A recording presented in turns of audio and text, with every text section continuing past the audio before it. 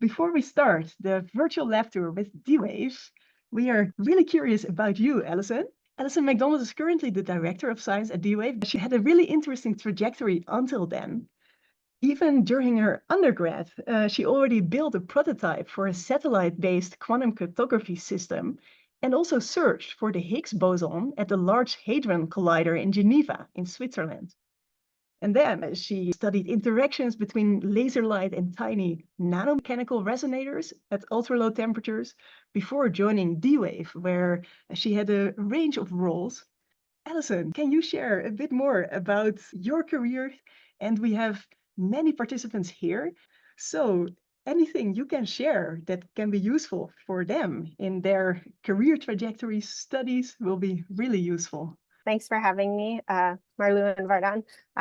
It's nice to see you all. Yeah, as Marlou mentioned, I'm an experimental physicist by training. I did a master's degree at the University of Alberta in low temperature optomechanics. So I don't actually have a background in superconducting physics at all, which is where I'm working today and have been working for the last almost 9 years.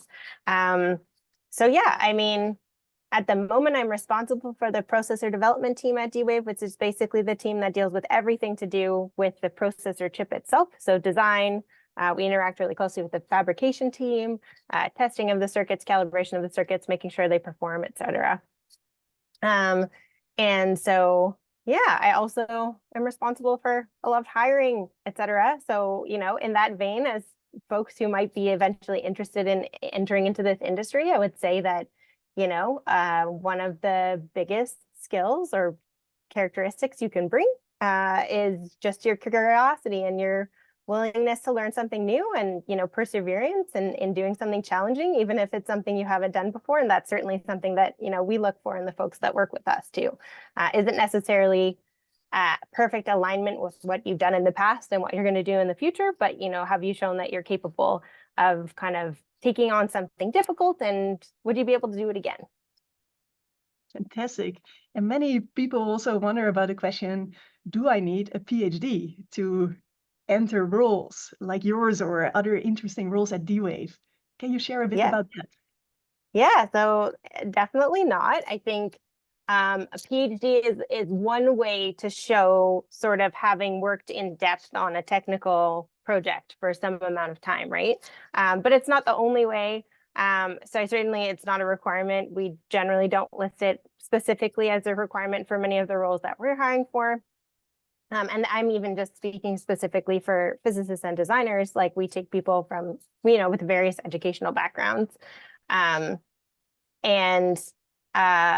I think also, hopefully someone has said this already, but like, you know, I'm not sure the group of this audience in particular, but I'm a physicist and we often think in terms of physicists and other physicists, and quantum computing is about physics, but it's not really.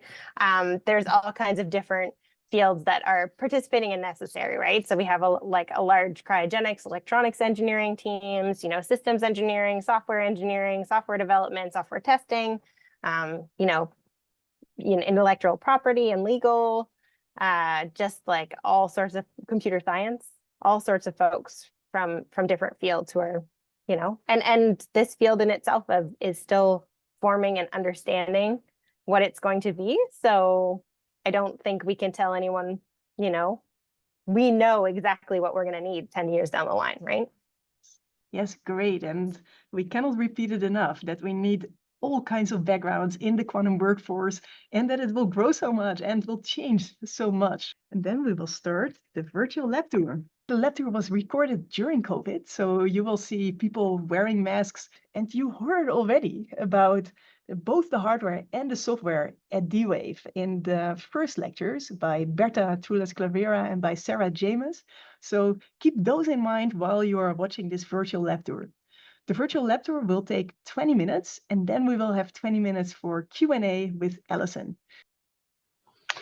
Hi there, my name's John. I'm a physicist in the service and support team, and today I'm going to be taking us all through D-Wave in Burnaby. I'll be walking through the lab a little bit and showing you guys what we do here and giving a bit of history on the company. So D-Wave was founded in 1999 by a guy named Jordy Rose, and the real motivation was to bring quantum computing this new incredible resource to as many people as quickly as possible.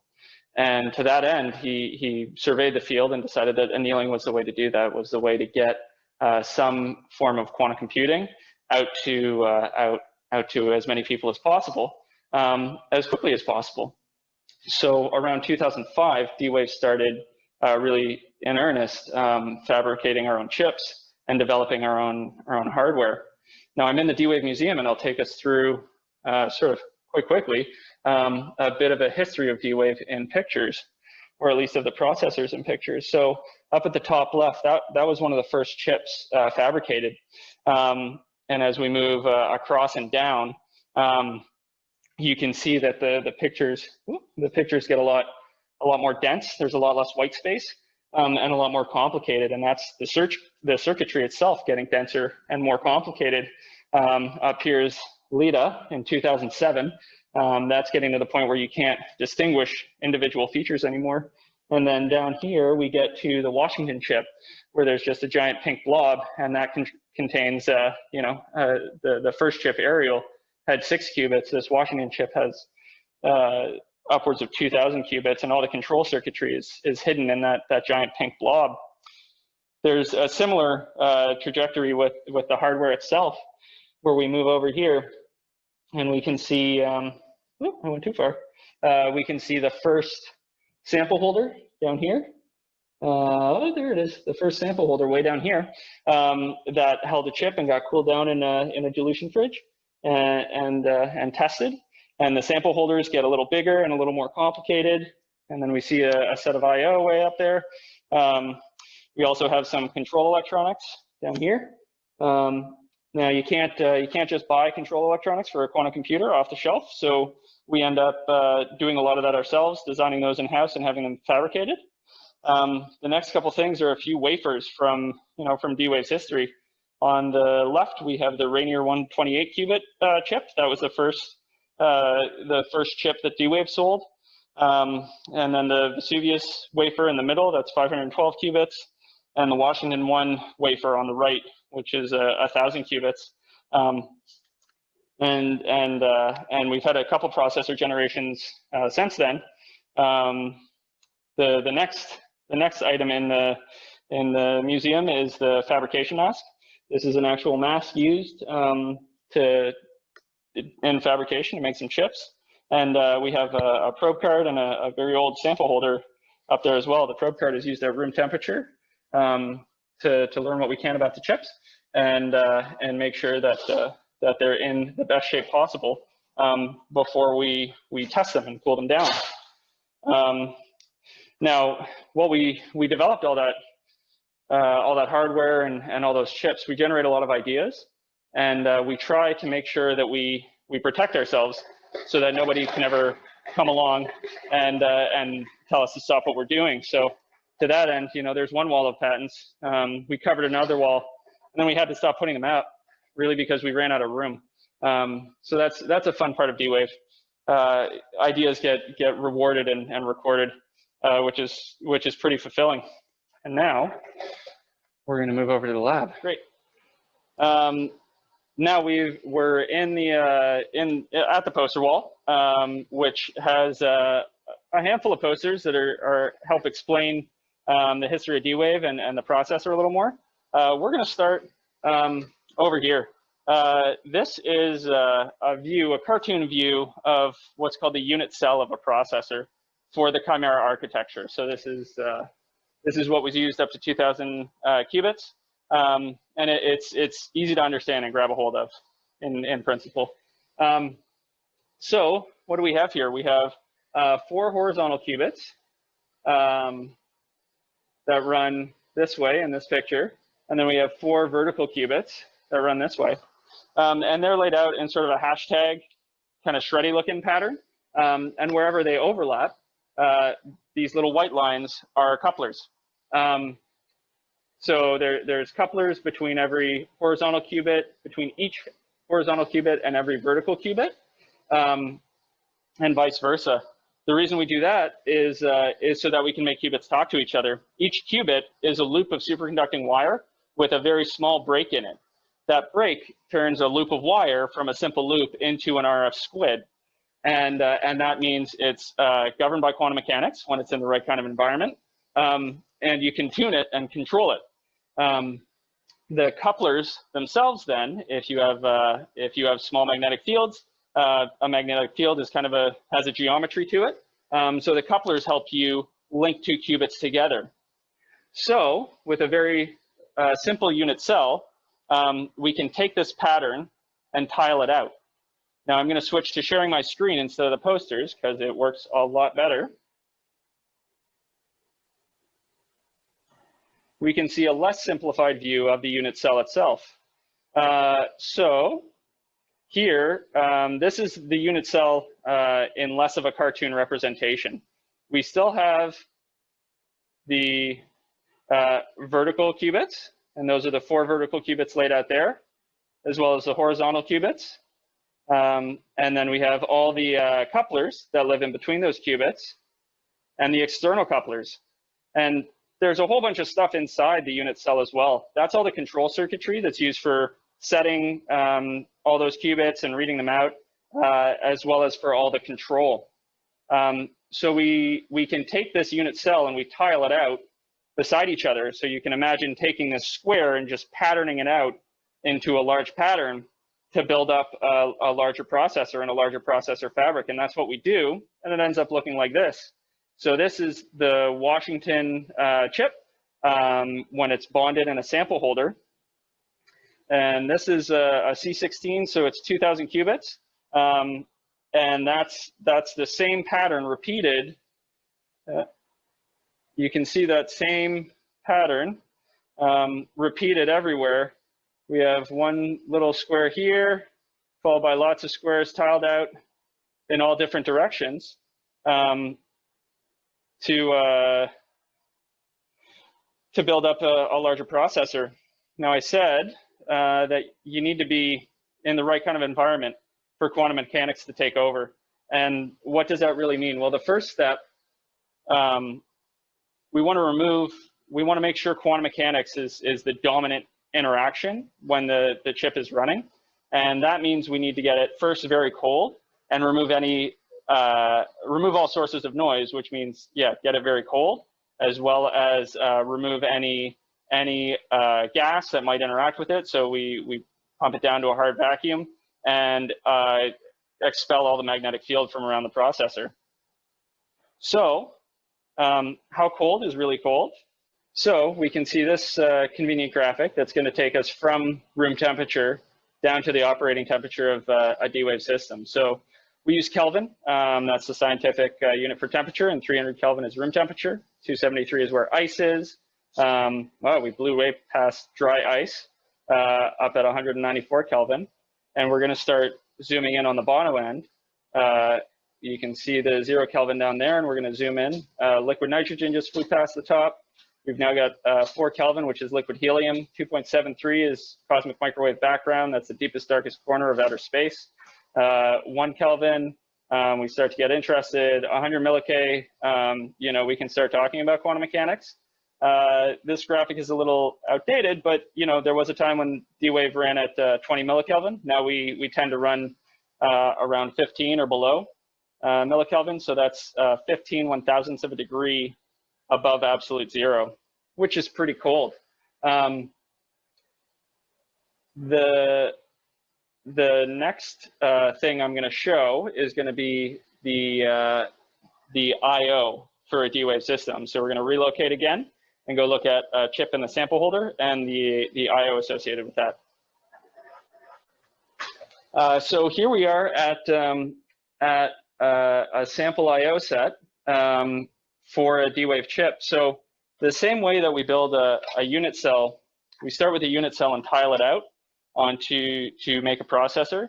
We do the same thing on a wafer. So this is an 8-inch silicon wafer that we print our chips on. And we do the same thing. We take a full chip and we tile it out many times to get a lot of processors onto a single wafer. Now, in order to talk to one of these, we dice up the wafer so that all the chips are on their own. And then we need to connect wires to them so that we can talk to it somehow. And that's what's shown up here. We have a chip in the middle, That's a Washington C16, so that's a 2,000 qubit chip, and it's got a number of what's called wire bonds. So those are bits of aluminum wire that run from the chip to a printed circuit board that connects the chip to a bunch of connectors that we can then route wires up to room temperature. So that is what this thing is. This is what we call a sample holder, and you've got the chip in the middle, wire bonds are out there, and then a bunch of connections to plug in all of our control electronics and the input-output lines for any given chip. Now, once you have that all mounted, it looks like this. And this is sort of step one in turning one of those little chips, not step one, it's in the process of turning one of those chips from a little chip. You mount it in here, you connect all these input-output lines, and you can start thinking about running that up and talking to the chip at room temperature once you have the right environment for the chip to run in. A bit of history. This is actually the first D-Wave commercial chip that was sold, and that was sold to Lockheed Martin. It's the 128 qubit chip that they had for a number of years. So now we're going to head out to the lab, and we'll look at what this system is and what it looks like in real life. So here we are in the D-Wave lab, and behind me is what one of the product systems looks like. This is a giant black box, roughly 12 feet square, and we have in front of it three racks, one of which is a standard 19-inch computer rack. So when you sign up for your account on Leap and you submit a problem, that comes in through the cloud and comes down to a server in here. This server talks to our custom electronics, which sends the signal down to the chip. The chip solves your problem, back to the electronics, and then out to this server, which sends the solution back to the cloud and to you so you can get it. The other computing in here is to control the dilution fridge that helps us get to those very cold temperatures we were talking about before, colder than the deepest, darkest corner of outer space. We have some telemetry around that. We have temperature controllers, we have some pressure gauges, we have temperature control for those custom electronics we made. So that's a rack of what I call classical computing hardware. That's all the regular stuff you can find in a data center all around the world. The other two racks are meant to control the refrigerator that lives inside the shielded room. So we have one rack that's primarily dedicated to valving and controlling a flow of gas, and the second rack contains the pumps that circulate that gas. So I said we have a refrigerator in there, and that's exactly what it is. It's a tool that circulates refrigerant through a closed loop and brings the temperature of the quantum processor down to 10, 15 millikelvin. So let's go look at what is inside a shielded room. Okay, so this is what is inside the big black box. Way down here, we have a quantum processor. So this is what we saw a moment ago, connected to the input-output lines. And this is all connected to the mixing chamber stage on a dilution refrigerator. So this is the stage that lives at 10 millikelvin or 10 thousandths of a degree above absolute zero.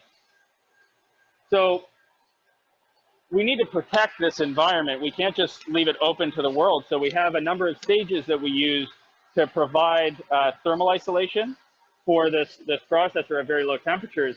It sort of goes up a factor of 10 each stage. We have a 100 millikelvin stage and then a 1 Kelvin stage. So this is 1 degree above absolute zero. And then this stage lives at 3 or 4 Kelvin, so not quite a factor of 10. And then a 50 Kelvin stage, and then the 300 Kelvin stage, the room temperature stage all the way at the top. Now, on a couple of these stages, on the 50 and the 3 and the 1 Kelvin stage, we connect a set of thermal shields. So these are just these are shields that keep the radiation from a hot, a relatively hot piece of metal from getting any lower. The stage connected to the 1 Kelvin plate that blocks all the radiation from the 4K stage going in. And similarly, the 4K stage blocks everything from the 50 Kelvin stage. So that's one kind of shielding we use. Another kind of shielding is magnetic shielding. We want to bring the environment that the processor gets down to. You know, we have these very tiny magnetic spins that we're controlling in the processor.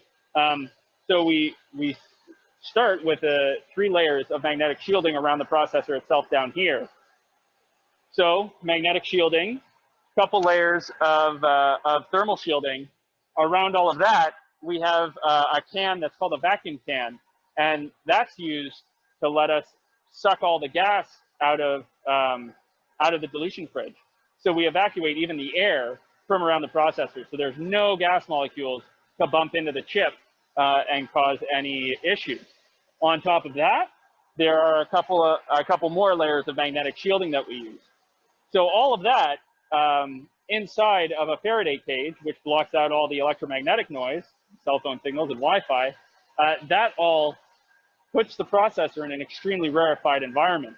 That's 10 to 15 millikelvin above absolute zero, no electromagnetic noise. There's extremely low magnetic fields, tens of thousands of times lower than the Earth's magnetic field, and there's not even any air around the processor. So that's all to protect the processor. Now, so we have roughly 20 of these systems, the dilution refrigerator inside the big box, all the shielding, roughly 20 of these in our facility here at Burnaby. A handful are used to serve up problems to customers and available for customers.